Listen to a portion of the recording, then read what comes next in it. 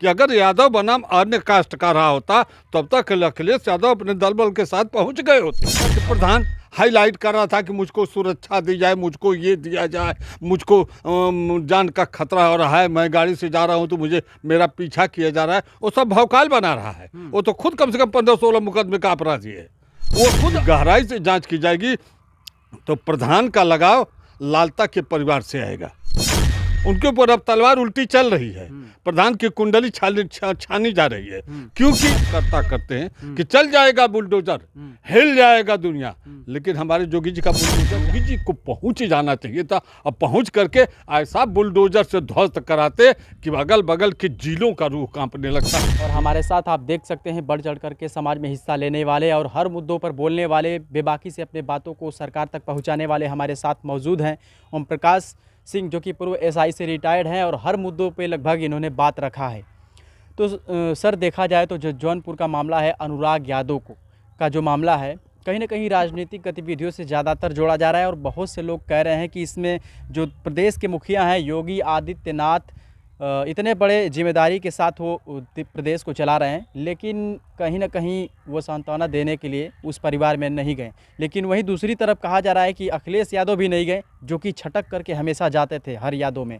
तो क्या कुछ कहेंगे सर इसके बारे में? देखिए, सर्वप्रथम तो मैं ये कहना चाहता हूँ कि कोई भी सरकार हो, ये सरकार के लोग हम आम जनमानस को नहीं देखते हैं, अपने चुनाव को देखते हैं। जैसा कि अभी अखिलेश यादव के संबंध में आपने कहा है, अखिलेश यादव को जो उपचुनाव हो रहे हैं उनको उपचुनाव दिखाई दे रहा है। उनको यह नहीं पता है कि ये चुनाव हम उन्हीं जनमानस के वोट को मांग रहे हैं जिनके साथ ऐसे प्रकार की दुर्घटना हुई है। उसमें जुड़े हुए अनुराग यादव भी है। अनुराग यादव ऐसी अप्रिय घटना घटित हुई कि उसके सर को कलम कर दिया गया और उसका सर अपने माँ की आंचल में दौड़ रही है और धड़ पिता लेकर रो रहा है, बहनें अलग पैर पकड़ के रो रही हैं। वहाँ की जो स्थिति थी, उस स्थिति को अगर देखा जाए तो वहाँ तो सारे नेताओं को पहुँच जाना चाहिए। जैसा कि पूर्व में हमने अपनी आंखों से देखा, मैं कार्यरत रहा थाना नरही जनपद बलिया, वहाँ से जो निर्भया कांड हुआ दिल्ली में, तो कांड हुआ दिल्ली में, लेकिन उसके घर पर सांत्वना देने के लिए 4 मुख्यमंत्री आए थे। उस समय कार्यकाल अखिलेश यादव का था, अखिलेश यादव मुख्यमंत्री थे उस समय, अखिलेश यादव भी आए थे। तो इस तरह से 4 मुख्यमंत्री, बिहार के, झारखंड के और एमपी के, ऐसे मिला करके उत्तर प्रदेश के 4 मुख्यमंत्री वहाँ पहुँच गए। लेकिन यहाँ पर देखा जाए तो जैसी अपनी घटना में जो अपने माँ बाप का इकलौता होनहार बेटा चला गया, वहाँ तो इन लोगों को अविलंब पहुँच जाना चाहिए। जैसे उसी क्रम में आइए, क्योंकि अखिलेश यादव जो हैं ये वहाँ यादव बनाम यादव का मामला है, तो निश्चित रूप से मैं कहूँगा कि यादव बनाम यादव का मामला तो चुप्पी साधे हैं, उनकी ऐसी गतिविधि है। इस पर अंगुलियां उठ रही हैं तो गलत कोई अंगुली तो नहीं उठा रहा है। ये हकीकत है कि अगर यादव बनाम अन्य कास्ट का रहा होता तब तक अखिलेश यादव अपने दल बल के साथ पहुंच गए होते और वहाँ जा कर के ये कहते कि यहाँ यादव के साथ अत्याचार हुआ है, और जहाँ यादव बनाम यादव का हुआ तो अखिलेश यादव को और पहले पहुँच जाना चाहिए। कारण क्या है कि उसमें जो अपराधी हैं, जो मारने वाले हैं, हत्यारे हैं, वो पूंजीपति हैं, तो वो निश्चित उनके नेताओं से जुड़े हुए हैं। वहाँ का जैसा कि प्रधान हाईलाइट कर रहा था कि मुझको सुरक्षा दी जाए, मुझको ये दिया जाए, मुझको जान का खतरा हो रहा है, मैं गाड़ी से जा रहा हूँ तो मुझे मेरा पीछा किया जा रहा है, वो सब भौकाल बना रहा है। वो तो खुद कम से कम 15-16 मुकदमे का अपराधी है, वो खुद अपराधी है। ऐसे लोगों को अब तो सरकार की मंशाएं ऐसी हैं, नहीं तो जिनके ऊपर जैसा कि नौकरी पाने के लिए एक एनसीआर का मुकदमा कायम हो जाता है तो उसको भर्ती नहीं हो सकता, किसी विभाग में नहीं जा सकता, उसका चरित्र कैरेक्टर रोल कोई नहीं लिखेगा। लेकिन जहाँ 14-14, 16-16 का 50-50, 60-60 मुकदमे हैं, उस आदमी को टिकट दिया जा रहा है। सरकार की नीतियाँ, ये जो इतनी गंदी नीतियाँ हैं, उसी प्रकार से वह प्रधान है। और प्रधान तो केवल उसमें वो भी लालता से कहीं कहीं जुड़ा था। पूर्व में आप लोगों के सामने, मीडिया के सामने मैं बयान दिया था कि अगर इसकी गहराई से जांच की जाएगी तो प्रधान का लगाव लालता के परिवार से आएगा। अच्छा, निश्चित रूप से प्रधान का लेकिन परिवार सर देखा जाए तो जो प्रधान है गांव के, कहीं ना कहीं अनुराग यादव के केस में ज़्यादातर वो हर वीडियो में देखे जा रहे हैं और वहाँ पे मौजूद हैं, एक्टिव हैं, और लालता यादव के समर्थन में आप बता रहे हैं, लेकिन ऐसा तो दिखाई नहीं दे रहा है कहीं वीडियो में। वो तो हर वीडियो में देखा जा रहा है कि जो अनुराग यादव हैं उनके पिता के सहयोग और सपोर्ट में लगे हुए हैं। नहीं, उनके ऊपर तलवार घूम गई है। अच्छा। उनके ऊपर अब तलवार उल्टी चल रही है। प्रधान की कुंडली छानी जा रही है, क्योंकि प्रधान केवल, हम कह रहे हैं कि आप बताइए कि जिस जमीन के लिए हत्या हुई है, प्रधान कह रहे हैं कि मैंने समझौता कराया। क्या समझौता कराया बैठ करके?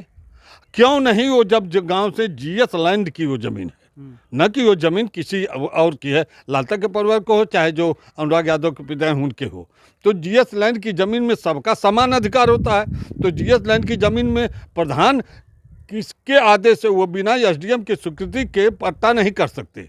तो जब एसडीएम की स्वीकृति नहीं हुई, पट्टा किए या उनको दिए, तो कैसे मौखिक दे दिए? इसका मतलब कि निश्चित रूप से वो आर्थिक लाभ लेते गए और लेकर के जीएस जमीन को बंटवारा करते गए।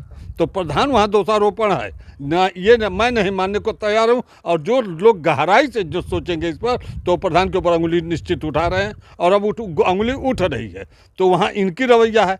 आज आइए माननीय माया जी का, ये भी बहुत बोलती हैं, लेकिन माया जी का कहीं आवाज़ें नहीं आई।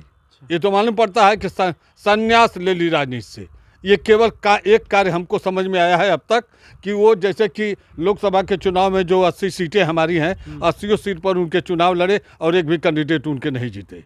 ये कटुक सत्य है। तो ये जब नहीं जीते तो वो केवल किसी पक्ष से, किसी पार्टी से मिल करके अपना कैंडिडेट किसी न किसी पार्टी के पक्ष में वोट काटने का काम कर रही हैं। केवल अपने, उनको चुनाव जीतने से मतलब नहीं है, अपना वोट काट रहे हैं और अपना धन बचाने के लिए वो कहीं कहीं से बीजेपी से उनका जुड़ाव हुआ है। अच्छा। तो माया जी का ये है।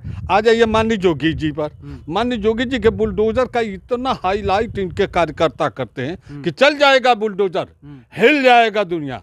लेकिन हमारे जोगी जी का बुलडोजर जहाँ चलना है वहाँ क्यों नहीं चला? चल कहाँ रहा है? जहाँ राजनीतिक द्वेष हो। आपके पूर्वांचल में काफ़ी जिलों में बुलडोजर की बात आई है, बुलडोजर चला भी है, लेकिन कहाँ चला है? जहाँ राजनीतिक इन लोगों की दुश्मनियाँ हैं।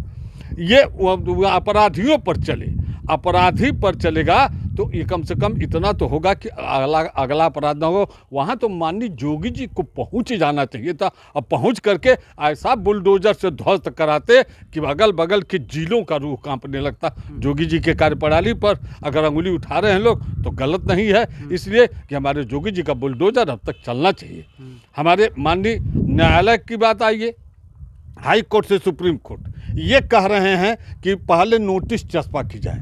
किस चीज़ पर नोटिस चस्पा की जाए? जिस जमीन का विवाद है, दोनों पक्ष अगर उसमें लड़ रहे हैं और एक पक्ष की कोर्ट से डिग्री हो जाए, तो वहाँ तो मान लिया जाएगा कि उसकी है, कि उनके सबूतों को देखते हुए वो फैसला किया गया। लेकिन जहाँ सीधे वो जो है जीएस लैंड की ज़मीन है, जो गांव समाज है, जिसकी ज़मीन को उपभोग कोई बिना अनुमति के नहीं कर सकता, वो जीएस सरकार की ज़मीन है, तो उसको खाली कराने के लिए कौन सी अनुमति और कौन सी परमिशन और कौन सी समय की बात है? वहाँ तो हमारे मोदी जोगी जी का पूर्ण अधिकार उस ज़मीन पर है। जोगी जी का बुलडोजर जाता ढा के पस्त कर देता। आइंदा कोई जरूरत नहीं करता कि ऐसे होनहार बेटों का सर कलम किया जाए या किसी की मर्यादा को पर आंच न लगे। ये जोगी जी का मूल कर्तव्य बनता है कि हमारे जोगी जी का वहाँ कार्यप्रणाली, वो भी सोच रहे होंगे कि यादव का मामला है, मैं क्यों पचड़े में पड़ूं? उनकी भी मानसिकता हो सकती है, ये नहीं सोचना चाहिए। इसलिए कि हमारे जोगी जी की जहाँ तक कार्यप्रणाली को देखा जाए